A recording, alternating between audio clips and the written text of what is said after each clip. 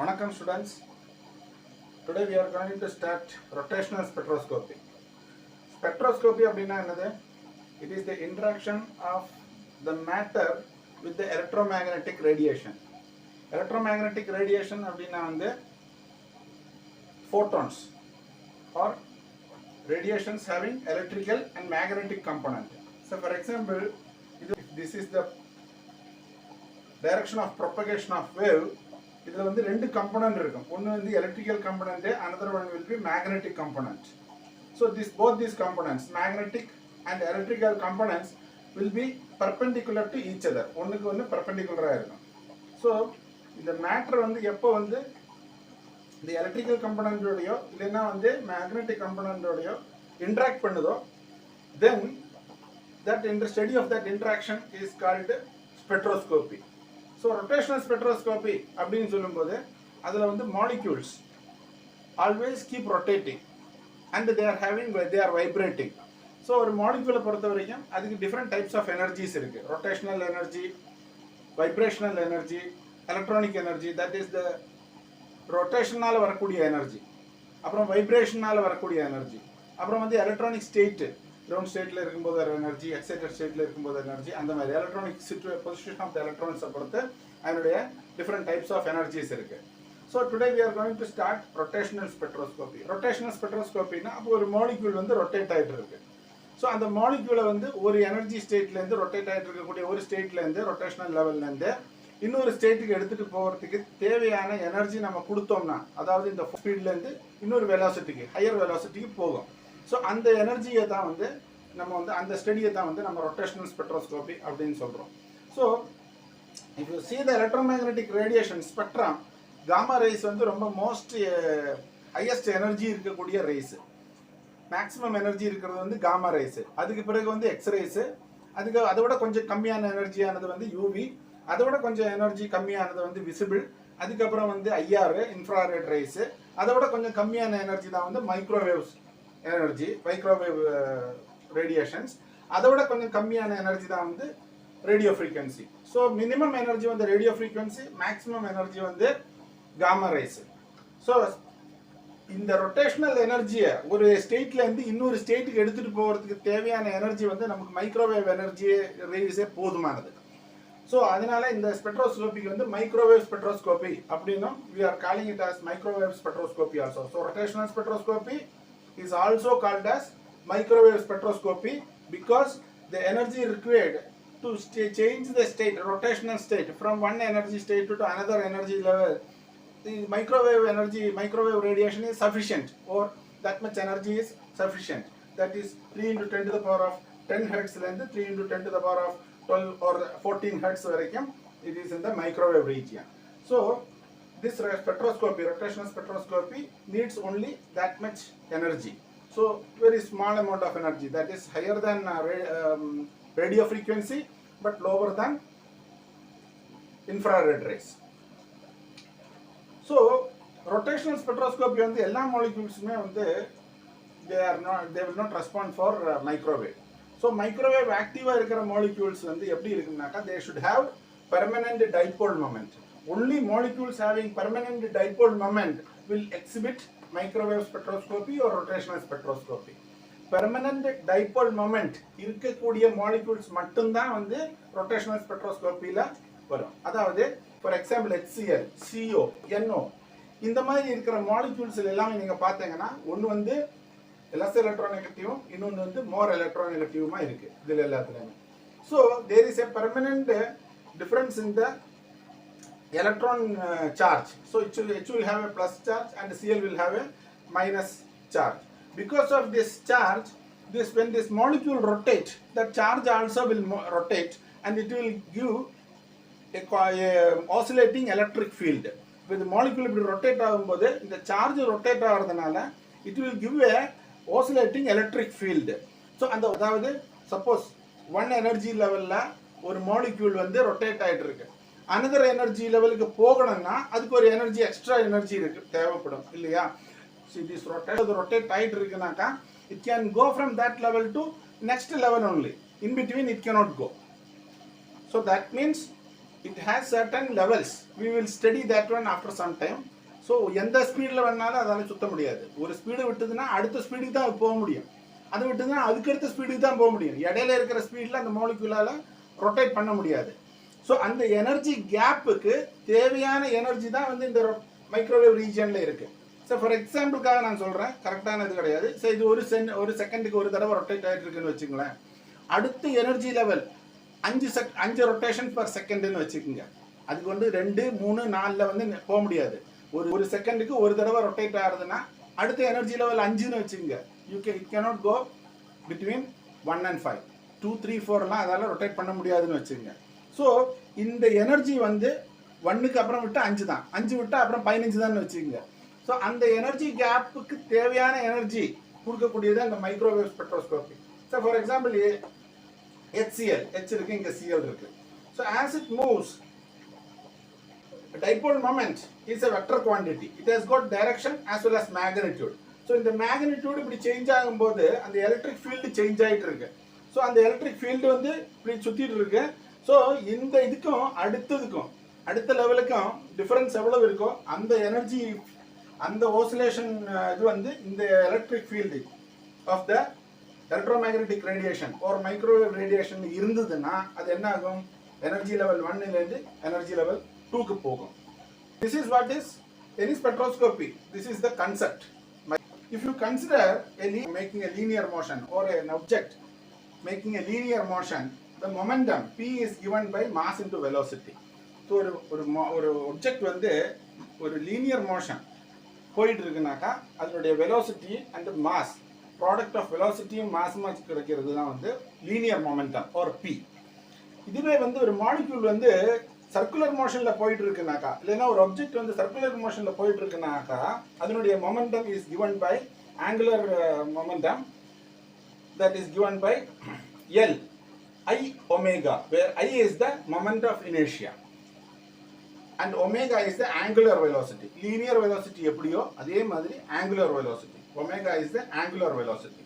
So V is somewhat omega is somewhat similar to linear velocity and I is somewhat related to some way it is related to mass. We will see that I வந்து massக்கு equivalent and omega is the angular velocity, where I is given by mass into r square. R is the radius of the circle at which it is making that ஒரு object வந்து சுத்திட்டு இருக்குனாக்கா அந்த ஆப்ஜெக்ட்டுக்கு அந்த centre of that சர்க்கிள்லேருந்து எவ்வளோ டிஸ்டன்ஸில் இருக்கோ அந்த distance தான் r, radius, mass into radius square. This is the case for a single object rotating at making a circular motion. Suppose if there are two objects or a molecule contains like HCl, it will have 2 atoms, carbon and oxygen or nitrogen and oxygen. So 2 atoms are there and they are having different weights. Hydrogen has got, say for example 1, chlorine has got around 35 times heavier than hydrogen. So in that case, if you are having 2 objects like having mass m1 and m2, then the center of gravity or center of mass will shift towards the object which has got higher mass. அதாவது இந்த center of mass அப்படிங்கிறது வந்து ரெண்டுமே ஒரே வெயிட்டா இருந்தானாக்கா, for example hydrogen molecule, இந்த hydrogen மாலிக்யூல்ல வந்து ரெண்டுமே ஹைட்ரஜன், ரெண்டுமே equal weight. So centre of mass will be at the center. Whereas in the case of CO or HCl or NO, different mass இருக்கிறதுனால இந்த center of mass வந்து heavier சைடுக்கு, எந்த சைடு மாஸ் வந்து ஹெவியா இருக்கோ அந்த சைடுக்கு அது வந்து ஷிஃப்ட் ஆகும். ஸோ ஃபார் எக்ஸாம்பிள் இந்த இடத்துக்கு ஷிஃப்ட் ஆகுதுன்னு வச்சுங்க. இதுக்கெல்லாம் ஒரு விஷயம் சொல்ல விட்டு போச்சு. H2 or O2 or N2, such kind of molecules will not exhibit rotational spectroscopy or it will not be microwave active because H2, Cl2, O2, N2 இந்த மாதிரி இருக்கிற diatomic moleculesல there is no permanent dipole. So when there is no permanent dipole or when they rotate, there is no change in the the oscillating field will not be created. So அந்த oscillating field create ஆனா மட்டும்தான் அந்த frequencyயும் இந்த frequency match ஆனா மட்டும்தான், அதாவது அந்த கேப்புக்கு தேவையான அந்த எனர்ஜி frequencyயும் இந்த oscillating frequency of the electrical component of the electromagnetic radiation. இது ரெண்டும் மேட்ச் ஆனா மட்டும்தான் ஹையர் எனர்ஜிக்கு போக முடியும். ஸோ இதில் வந்து suppose coming back to carbon monoxide ஒரு hydrogen molecule such kind of molecule, சரி இங்கே ஒரு மாஸ் இருக்கு, இங்கே ஒரு மாஸ் இருக்கு, ரெண்டுக்கும் இடையில இருக்கக்கூடிய டிஸ்டன்ஸ் வந்து ஆர்னு வச்சிருந்தா, suppose the distance between these two atoms are r and the center of mass is here. If you see that when the molecule rotates, it rotates end to end, end over end or end to end rotation. End over end na enadhu, இந்த இடத்துல இந்த இத வந்து சென்டரா வச்சிட்டு தான் அது rotate ஆக போகுது. So it will not be rotating at the exact center, it will be rotating based on the center of mass. So அந்த center of massல இருந்து இந்த ஆப்ஜெக்ட்டுக்கு இந்த மாஸ் இந்த ஆட்டத்துக்கு வந்து r1 டிஸ்டன்ஸ்னு வெச்சுக்கங்க. இந்த மாஸ்க்கு வந்து r2 டிஸ்டன்ஸ் அப்படினாக்கா I is equal to m1 r1 squared plus m2 r2 squared. So I will be இங்க m r squared ன்னு இருக்குது வந்து இந்த மாதிரி ரெண்டு டயட்டமிக் மாலிக்யூல் எடுத்துட்டோம்னா m1 r1 squared plus m2 r2 squared. But you should remember one thing, இங்க என்னதுன்னா always the atoms are in vibration in the molecule, they are always vibrating. So we are not going to consider or we are going to take an approximation. இங்க ஒரு approximation நம்ம எடுத்துக்கிறோம். என்னதுன்னா the molecules வந்து vibrate ஆகிறது இல்ல, they are considered as rigid rotor. Rigid rotorனா என்ன அர்த்தம், இந்த bond length வந்து vary ஆகிறது இல்ல, rotation மட்டும் தான் நம்ம கன்சிடர் பண்றோம், வைப்ரேஷன் வந்து இல்லை அப்படின்னு நினைச்சிட்டு நம்ம வந்து கன்சிடர் பண்றோம். ஏன்னா otherwise the calculations will become more complicated. We will an approximation that the distance between two atoms are not changing. அந்த மாதிரி இருந்தா m1 r1 is equal to m2 r2, that is mass of this atom multiplied by the distance from the center of mass is equal to mass of this atom multiplied by the center of mass, the distance from the center of mass. m1 r1 is equal to m2 r2. இதுல வந்து நீங்க பாத்தீங்கன்னா r is equal to r1 plus r2. So r1 is equal to r minus r2 ன்னு எழுதலாம் இல்லையா, இந்த distance minus இந்த distance தான் r1. அது மாதிரி r2 is equal to r minus r1. இந்த டிஸ்டன்ஸ்ங்கிறது வந்து டோட்டல் டிஸ்டன்ஸ் மைனஸ் இந்த டிஸ்டன்ஸ் r1, அதாவது இந்த மாஸ் எவ்வளவு தூரம் அந்த சென்டர் ஆஃப் மாஸ்ல இருந்து இந்த மாஸ் m1 எவ்வளவு தூரம் இருக்கோ அந்த distance. So m1 r1 is equal to m2 r2 is equal to m2 into r minus r1 ன்னு போட்டுக்கலாம்ல. அதே மாதிரி வந்து m1 r1 is equal to, so அது வந்து நம்ம வந்து எக்ஸ்பேண்ட் பண்ணும்போது m1 r1 is equal to m2 into r minus m2r, m2r minus m2r1. so இது எக்ஸ்பேண்ட் பண்றோம் அவ்வளவுதான், m2r into m2r1. so m2r minus m2r. இத வந்து இந்த பக்கம் எடுத்துட்டு வந்தோம்னா m1r1 plus m2r1 is equal to m2r. so r1 into காமனா நம்ம எடுத்துக்கிறோம், m1 plus m2 is equal to m2 into r. so r1 is equal to m2r divided by m1 plus m2. இது வந்து இந்த பக்கம் எடுத்துட்டு வரோம், r1 is equal to m2r divided by m1 plus m2. இதே மாதிரி நீங்க வந்து m2r2 is equal to m1 into r minus r2 அப்படின்னு போட்டீங்கன்னா என்ன வரும், r2 நம்ம கண்டுபிடிக்கலாம். r2 is equal to m1r divided by m1 plus m2 ன்னு வரும்.